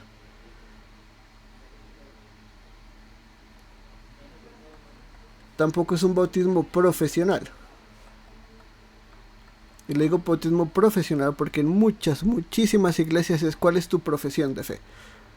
La mayoría de iglesias que bautizan yo creo que es acerca de tu testimonio. Cuéntanos tu testimonio y si tu testimonio nos suena a que creíste en Jesús, entonces te bautizamos, si no, no. Entonces eso hay lágrimas y la gente, no, yo antes vivía esta vida, pero ahora vivo esta vida. La obra redentora de Jesús no tiene que ver nada con mi testimonio. Es más, creo yo que incluso personas que venimos del mundo a Jesús y no nacimos en un hogar cristiano, no sabemos en qué momento fuimos regenerados. Sabemos momentos en los que entendimos mucho más claramente la obra de Jesús en nosotros. Pero es imposible determinar en qué momento el Espíritu Santo nos regeneró, en qué momento el Espíritu Santo nos abrió los ojos, porque eso funciona de diferentes maneras para diferentes personas. Eso no es un clic, espicharon un botón y pum, ya veía todo y todo era muy claro. Puede ser que la regeneración y la conversión sean un proceso de años para muchas personas. Bueno, la conversión, pero la regeneración estuvo mucho antes. Nosotros no sabemos en qué momento somos habitados por el Espíritu Santo. No lo sabemos. No tenemos ni idea. Entonces no puedo decir que esto es mi testimonio, porque Jesús es el que hizo la obra y Jesús es el que la aplica a mí. ¿Cuándo? Cuando Él soberanamente decide. ¿Cómo? A través de su evangelio. Pero no es mi testimonio el que es importante. Así como no es mi testimonio matrimonial, cómo conocí a mi esposa, cómo salimos, cómo empezamos a coquetear, cómo nos enamoramos, lo que me casa. Yo cuando me paro frente a una audiencia humana y ante Dios y digo, yo acepto a esta mujer, los votos matrimoniales y los compromisos matrimoniales no son como, ay, mi historia contigo y cómo nos amamos y todos melositos y todo para siempre, cariñitos. No, es en la salud y en la enfermedad, son votos de compromiso, de amor pactal. Y la unión sexual no es un testimonio de toda nuestra trayectoria hasta el matrimonio. Es una señal visible de que ya esta unión sucedió. Los testimonios son bonitos y son valiosos, tienen su valor. Vamos a ver que Pablo los va a usar, pero no son un requisito para la salvación, no son lo que nos salva. Lo que nos salva es la obra que Jesús realizó.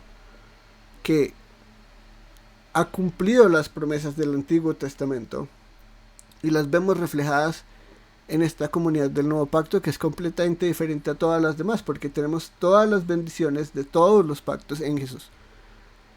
Toda bendición espiritual en los lugares celestiales. Eso es increíblemente increíble. O sea, no hay forma más de ponerlo. Nosotros tenemos el Espíritu Santo, que es esa cosa tan maravillosa. No es profesional porque no es mi profesión de fe, no es lo que yo creo. No es pararme y decir yo creo esto y hasta que no tenga claro qué creo, entonces no puedo ser bautizado. Entonces tengo que hacer una declaración de fe, ir punto por punto, la Trinidad, la salvación, el Hijo de Dios, el pecado, etcétera, etcétera, etcétera. Sí debemos creer y proclamar la confesión de fe correcta, pero no tiene que ser profesional. Esta gente no tiene una teología sistemática avanzadísima.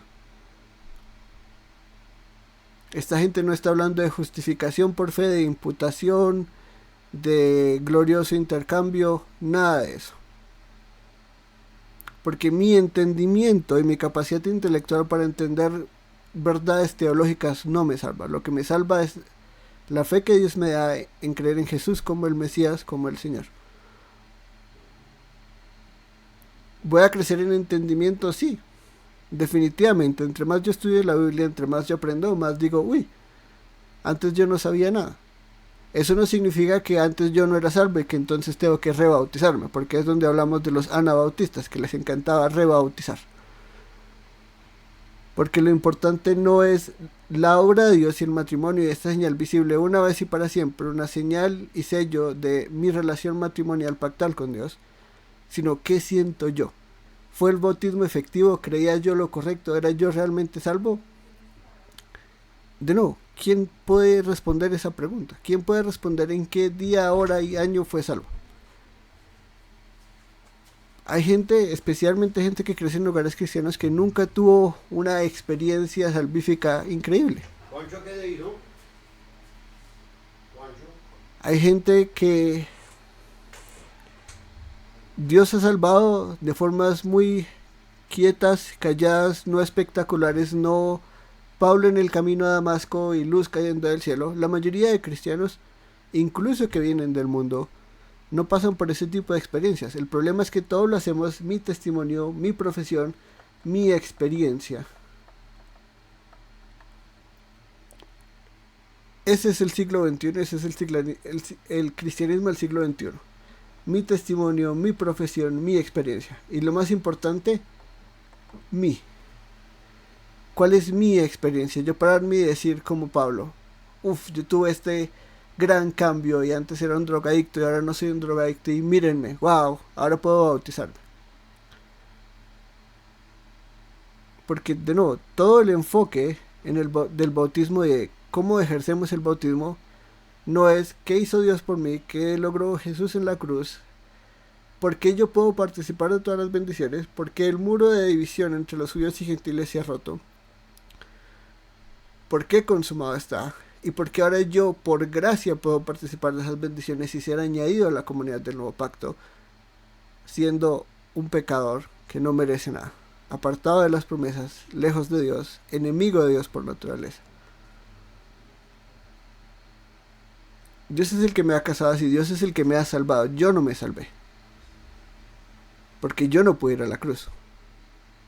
Yo no pude cumplirla y yo no pude cumplir la obra redentora de Dios y mucho menos la puedo aplicar a mi vida cuando yo quiera y como yo quiera.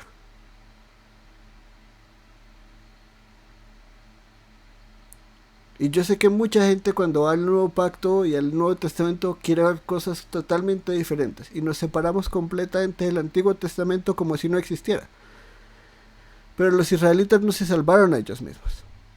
Ellos no hicieron las obras maravillosas que los salvaron. Ellos no hicieron las obras maravillosas que los rescataron. Su obediencia no fue lo que los redimió. Lo que los redimió fue... Y el que los redimió fue Dios y su obra. Si hubieran sido desobedientes en la institución de la Pascua hubieran morido muchos? Sí, muerto. Uy, perdón, qué palabra tan horrible. ¿Hubieran muerto muchos? Definitivamente. Pero él se propuso redimir a todos y todos fueron obedientes. Y yo creo que eso es la obra de Dios en la vida de ellos, porque después de que salieron todos fueron desobedientes. Entonces no podemos decir que ellos tenían obediencia intrínseca, sino es obediencia que Dios les da. Para que el pueblo egipcio entero viera que él se prometió salvar a todos y los salvó a todos. Lo mismo está acá, somos testimonios vivos al mundo, somos testigos de lo que Dios cumplió en la cruz, de el Jesús resucitado, de lo que estuvimos viendo en el discurso de Pedro, de la obra de Jesús consumada, de la obra redentora de Jesús realizada. Ahora la estamos aplicando, pero ¿qué fue lo que hizo Jesús? Todo. ¿Qué hicimos nosotros para merecer? ¿Qué hicimos nosotros para alcanzar? ¿Qué podemos nosotros para decir, yo aplico la obra redentora de Dios en Cristo a mi vida cuando yo quiera, porque yo tomé una decisión o porque yo decidí creer esto? Porque decidir no salva, creer no salva, tener entendimiento de qué hizo Dios no salva. Lo que salva es lo que hizo Jesús en la cruz y cómo lo aplica por fe, una fe que da Él. Por gracia somos salvos por medio de la fe, y esto no es de nosotros, sino es don de Dios. Efesios 2, 8 y 9. ¿Qué hago yo? He sido regenerado, he sido convencido por el Espíritu, me arrepiento y soy bautizado. Porque estar en la iglesia nos salva, y las fronteras de la iglesia no son, de la comunidad del Nuevo Pacto, no son, como diría la Iglesia Católica, el refugio de salvación y donde hay salvación, y si entro y doy un paso en la comunidad del Nuevo Pacto ya soy salvo, y si no estoy entonces no soy salvo. Pero la comunidad de pacto es la frontera donde todos los que Dios ha salvado, donde su pueblo están. La iglesia nos salva, pero todos los salvos son la iglesia. Y no conozco persona que diga, yo soy parte de un matrimonio, pero vivimos separados. Yo soy parte de un matrimonio, pero no es que tan cercanos estemos, ni la unión sexual que tenemos es mi relación personal con ella, es que estemos en buenos términos, es que ella está allá en su apartamento y yo en mi apartamento, pero nos amamos y compartimos y le escribo y ella me escribe y nos queremos mucho. No, el matrimonio es un compromiso pactal y tengo estipulaciones, y lavamos y hacemos oficio y tenemos unión sexual y tenemos hijos y creamos una familia y glorificamos a Dios en todo, tenemos devocionales juntos, servimos juntos, oramos juntos. No es simplemente una relación por allá lejana, soy parte de algo. Soy parte de algo que ahora es uno cuando antes era dos. Y eso es algo que Dios abrió, y eso es la comunidad del Nuevo Pacto. Dios nos ha injertado a la vida.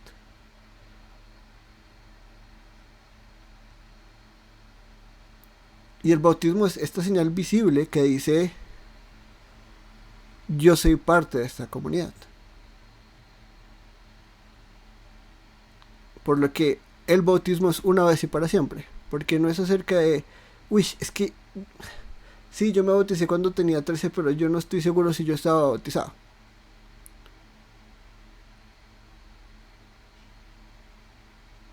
Porque ¿quién va a estar seguro en toda su vida de cuándo era salvo, de cuándo debía ser bautizado, de cuándo merecía ser bautizado? Porque si yo merezco ser bautizado, entonces yo digo que la salvación se puede alcanzar por mérito y no por gracia. Y eso no puede ser así. O es por gracia, o es por mérito, o es por obras. Y de nuevo, ¿cuándo puedo yo decir la redención es aplicada? ¿Cuándo tengo yo el poder de ser omnisciente como Dios, de ver al Espíritu y de ver su obra redentora y regeneradora? No se puede. Y ahí es donde hablamos de un bautismo. Efesios lo dice claramente. Vamos a Efesios.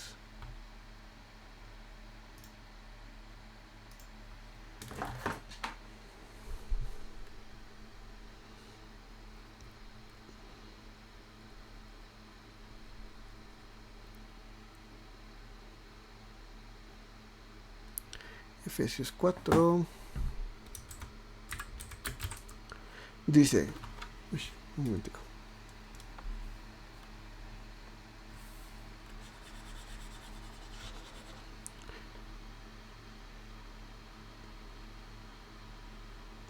Efesios 4:4. Hay un solo cuerpo y un solo espíritu, así como también ustedes fueron llamados en una misma esperanza de su vocación. Un cuerpo, un espíritu, una esperanza, un llamado, un Señor, es decir, Jesús, el Cristo, el Rey, una sola fe. No hay más de una fe que salve, todos tenemos la misma fe, un solo bautismo, un solo Dios y Padre de todos, que está sobre todos, por todos y para todos. Estamos hablando de uno. No hay dos Espíritus Santos, que tú tienes uno y yo tengo uno. No hay diferentes cuerpos en la iglesia. La iglesia es solo una. No es mi iglesia, tu iglesia, cuerpos separados. No hay más de una esperanza. No somos pluralistas. Entonces Jesús lleva al cielo y Buda lleva al cielo y la iglesia católica y María llevan al cielo y la iglesia ortodoxa lleva al cielo y los mormones llevan al cielo. No, es solo una esperanza. Así como hay un solo Señor, nuestro Señor Jesucristo. Así como hay una sola fe, hay un solo bautismo.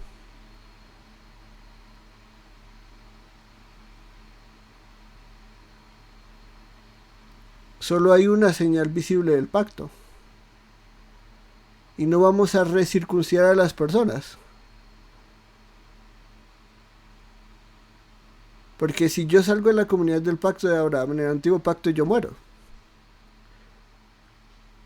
Si yo soy injertado a la vid y no doy fruto, soy quitado. No soy quitado y repuesto y quitado y repuesto y quitado y repuesto.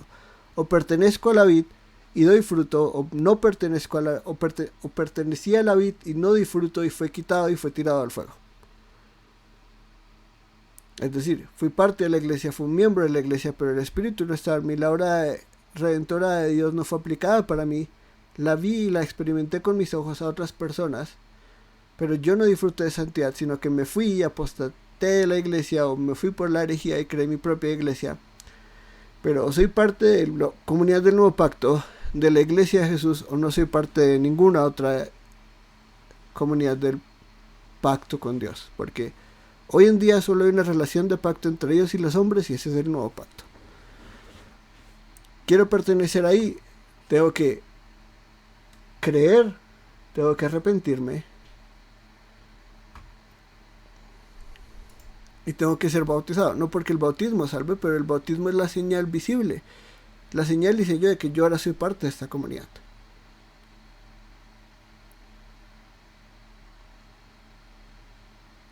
Y eso no depende de qué tanto yo lo sentí en el momento en el que me bauticé, de la edad a la que me bauticé, de mi entendimiento, de lo que yo entendía en el momento que me bauticé, porque estamos hablando de, esto es la iglesia más primitiva que existe.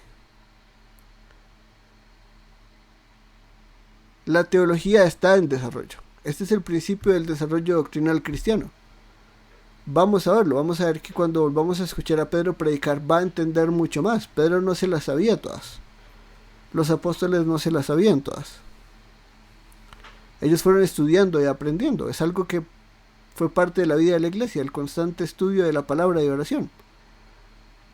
Y entre más estudio yo la palabra, entre más yo estudio en oración, más crezco en entendimiento, en vida y en práctica, y más enseño, más practico, etcétera, etcétera. Entonces no se las sabían todas. Esta gente apenas va a empezar a entender lo que es la obra de Jesús. Apenas van a empezar a estudiar el Antiguo Testamento cristocéntricamente. Y pueden ser bautizadas. Mi entendimiento de lo que Dios ha hecho, de qué tanto entiendo yo de la Biblia, de qué tanto entiendo yo que es salvación. Esta gente probablemente todavía no entendía la Trinidad. No por eso no eran parte de la comunidad del nuevo pacto y no por eso no podían bautizarse. Ahora, es muy diferente y lo vamos a ver la próxima sesión, si Dios quiere, que una vez yo aprendo, si yo ya tomo la posición incorrecta, ya es completamente diferente. Si yo no sabía de la Trinidad y me la enseñan y yo digo, no, no soy trinitario sino unitario, entonces yo ya no soy parte de la Iglesia de Cristo porque yo creo doctrina falsa, fundamental para el cristianismo. Pero vamos entendiendo, todos vamos creciendo. Ningún cristiano se las sabe todas, ningún doctorado en teología se las sabe todas. Mi entendimiento y mi nivel de conocimiento nunca va a ser un impedimento para bautizarme, como mi entendimiento es un impedimento para casarme. Yo no necesito entender un montón de lo que es matrimonio y tener un montón de planes y un montón de educación matrimonial para poder casarme con una mujer.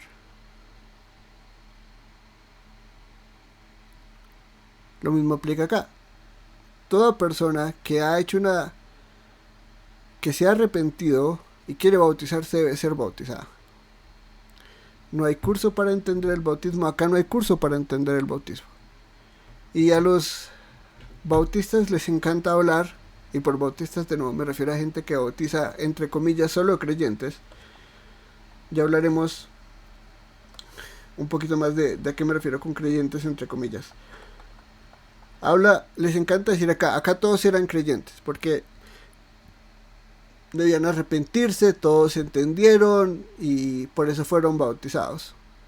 Pero no hablan de que ni siquiera tenían que entender qué es el bautismo para ser bautizados.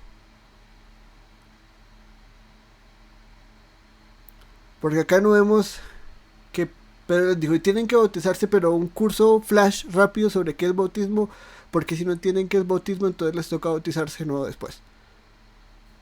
Vamos a hablar de lo que es el bautismo en el nombre de Jesús. ¿Qué es importante? ¿Cuál es la práctica correcta del bautismo? ¿Hay prácticas incorrectas donde yo debería bautizarme de forma correcta? Sí, pero una vez yo ya recibí el bautismo correcto, para mí no hay nada más escandaloso, antibíblico y blasfemo que intentar bautizarme de nuevo. Porque entonces es para mí declarar que la obra de Jesús no importa y que lo que importa es lo que yo decido. Y eso no es bíblico.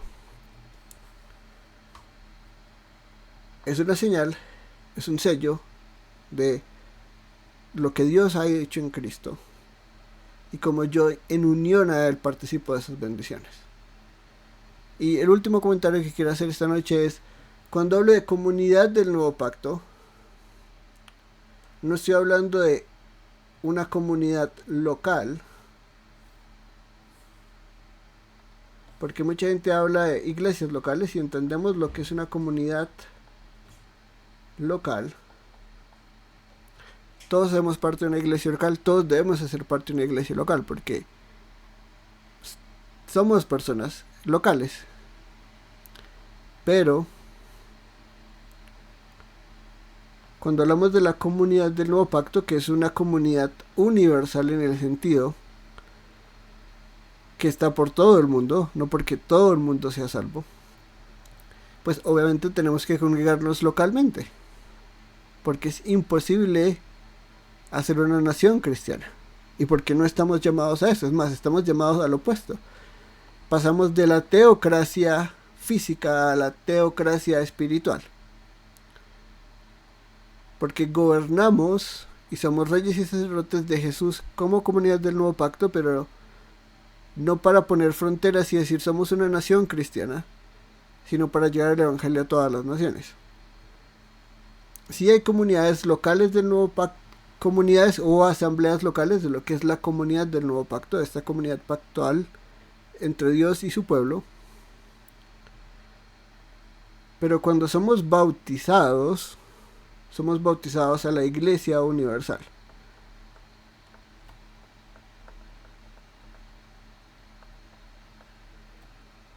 Yo soy la vid, no las vides verdadera.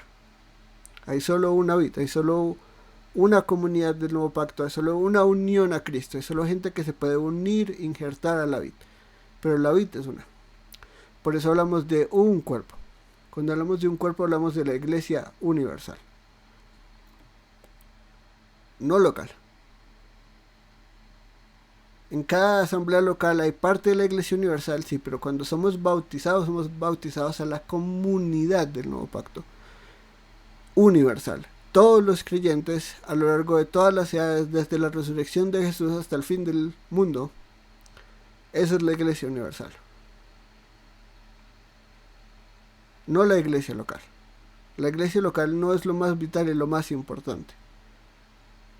La iglesia universal está compuesta de asambleas locales, pero sigue siendo universal. Y vamos a verlo, y lo vamos a ver porque esto para mí fue algo que me abrió los ojos muchísimo, y es ver la universalidad de la iglesia. Porque hoy en día la mayoría de iglesias hablan de la iglesia local, la independencia de la iglesia local, la supremacía de la iglesia local. Yo creo que en el libro de Hechos vemos completamente todo lo opuesto. Vemos hay asambleas locales, pero hay siempre ancianos que representan a su iglesia, hay concilios, hay estructuras eclesiales que trascienden la iglesia local. Y la iglesia local no es independiente, autónoma y puede hacer lo que quiera, como quiera. Eso yo no lo veo en el libro de Hechos, no lo veo en la Biblia. Pero bueno, finalmente quiero terminar con ese comentario porque para mí sí es importante entender que la comunidad del nuevo pacto es algo mucho más grande que una iglesia que se reúne todos los domingos. Y que donde quiera que haya verdaderos creyentes, donde sea que Dios aplique su obra redentora, ya sea aquí en África, en Venezuela, en Estados Unidos, en Canadá, en Europa, en Medio Oriente, en Asia, ahí hay hermanos y hermanas de nosotros, los creyentes. Y deberíamos orar por ellos, deberíamos servirles como podamos, deberíamos llorar por los sufrimientos, porque hay hermanos y hermanas de nosotros hoy en día que están en persecuciones que ni nos imaginamos, porque la persecución en Occidente no se compara a la persecución en Oriente. Y si nosotros nos quejamos de las persecuciones tan infantiles y tan intelectuales que nosotros tenemos, hay hermanos y hermanas que están sufriendo tribulación increíblemente grande. Que hay hermanos y hermanas que necesitan nuestra ayuda, que necesitan nuestras oraciones, que necesitan conocerlos. Y en la era de la información y la tecnología podemos comunicarnos con todo tipo de personas, en todo tipo de lugares, con un clic de distancia. Debemos separarnos de esta mentalidad localista, individualista y empezar a entender que somos parte de la obra redentora de Jesús, que somos parte de su pueblo y como pueblo somos uno. Incluso si tenemos diferencias teológicas secundarias, donde todos creamos en el Señor que nos salvó y hayamos sido bautizados, son parte de esta comunidad. Y no debemos separarnos ni dividirnos. Eso no quiere decir que no deban haber denominaciones. Las denominaciones muchas veces son buenas. Eso no quiere decir que no haya división en la iglesia. Pablo mismo dice que cierto nivel de división es bueno. Porque separa la verdadera una iglesia de la iglesia que pretende ser iglesia y no lo es. De la herejía, de los apóstatas. Pero fuera de eso deberíamos buscar la unidad. Y las denominaciones son buenas para identificar cierto grupo de creencias con las que yo me alineo, secundarias, que son de mi preferencia y por las cuales debería regirme a conciencia y convicción del Espíritu Santo. Pero fuera de eso yo no debo crear más división, no debo tachar a todo el mundo de hereje porque no cree lo mismo que yo, y debo en serio empezar a buscar apoyarnos los unos a los otros. Vamos a ver que la iglesia de Hechos es un ejemplo increíblemente bonito de la colaboración y el amor que puede existir en la iglesia.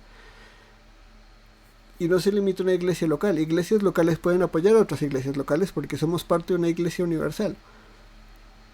Incluso si no somos de la misma denominación. Y con esto ya terminaríamos la naturaleza del bautismo. Y ya empezaríamos a ver aplicar la aplicación del bautismo. ¿Cómo nos bautizamos? Ya hablamos, solo hay que bautizarse una vez porque solo hay una señal del pacto, solo hay un pacto, solo hay un matrimonio, solo hay una obra redentora. Pero ahora sí tenemos que entender que no todo bautismo es válido. ¿Qué bautismo es válido? ¿Quiénes pueden bautizarse?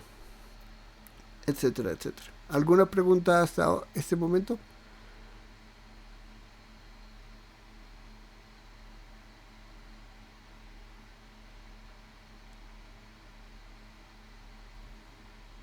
¿No? Bueno, entonces nos vemos el próximo viernes. Que tengan un lindo fin de semana. Dios les bendiga.